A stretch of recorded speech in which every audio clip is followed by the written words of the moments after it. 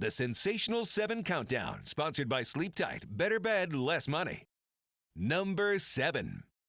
We kick off the Sensational 7 Countdown at the KHQA American Family Superfan Shootout, where there was an abundance of highlights over 2 days of hoops action. Lots of offensive talent showcased, but we also were treated with some fun on the defensive side as well.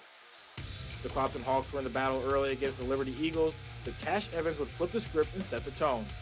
Look at the big-time block right here from him that was the start of good things for the Hawks. And in Friday's Q&D Madison Showdown, it was Jace Allensworth channeling his inner LeBron James. Check him out timing this thing out to perfection and finishing it off with a big-time rejection. One thing is for sure, these two were not giving up any easy buckets. Number 6. It was a classic Superfan Shootout matchup Friday night for the Q&D Lady Raiders as they took on a young, talented Clopton squad, but Tristan Pieper was having none of it. Tristan was celebrating her birthday, but it was actually her giving away the gift of buckets. The sophomore dropped a game-high 19 points, all while grabbing 8 boards in the win. A good start to the weekend for the Lady Raiders as they would go on to defeat the defending state champions Oakville Saturday to end the weekend 2-0. Number 5. I told you the Superfan was filled with highlights. Yes, that included a few dunks from the weekend. First, it was Wes Hancock taking on Kip Academy and the big fella inside, Cooper Knowles. We all knew this time was coming, and he didn't disappoint.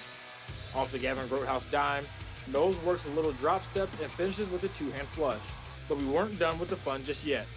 In Saturday's West Central Quincy Notre Dame showdown, it was an absolute slugfest, and Zach Evans would fly. Check him out turning defense into offense with a steal on one end, and then the dunk in transition. He would turn it on and go for 25 points to take home MVP honors, and yes, the highlight of the game. Number 4. We did have some non-Superfan Shootout fun as well by way of the Quincy High Blue Devils, who were at home taking on Moline. Now, not only did Bradley Longcourt III have 5 triples on the night, but he also got it done in the paint in exciting fashion. He would come away with this steal, and then on the other end, he finished with a one-hand slam. 19 points for BL3, and a Blue Devil win it was. Number 3. Okay, back to the Wes Hancock-Kip showdown at the Superfan, and a thrilling finish they would produce. With Kip leading by 3, it was Gavin Grotehouse tying things up with this triple, and then check out Louis Siegfried calling game. He gets into the paint, gets knocked off balance, and somehow gets this thing to fall to take the lead with only 2 seconds left. And of course, how could you not be fired up after that? That would be your game-winning bucket, and a good one it was. Number 2. There was no lack of buzzer beaters last week, no matter if it was regular season hoops or Superfan fun. It was all good stuff. First, it was Q&D's Jackson Canoyer showing off his hustle, first getting the steal, and then drilling this long 2 as time expired in the first half to tie the game at 29 apiece against West Central. And then check out Drew Pabin. He is a human highlight reel on the gridiron, but he reminded us what he can do in the hardwood as well.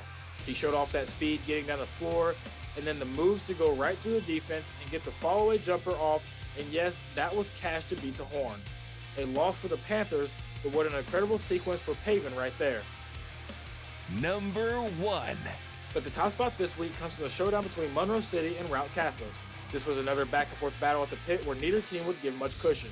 But Bryson Mossman did everything he could to bring the Rockets a win. Fast forward to the end of regulation where Mossman drained a corner 3 to force overtime, but that wasn't even his best play of the game. Just before the halftime buzzer, Mossman turns at a cheat code. The ball was poked free, Mossman dove on the floor, somehow kept his dribble alive, and then hit the step-back 3 at the buzzer. Spectacular stuff from him. One of the best buzzer beaters we have seen this season, which is why he's earned top spot this week, Sensational 7 style.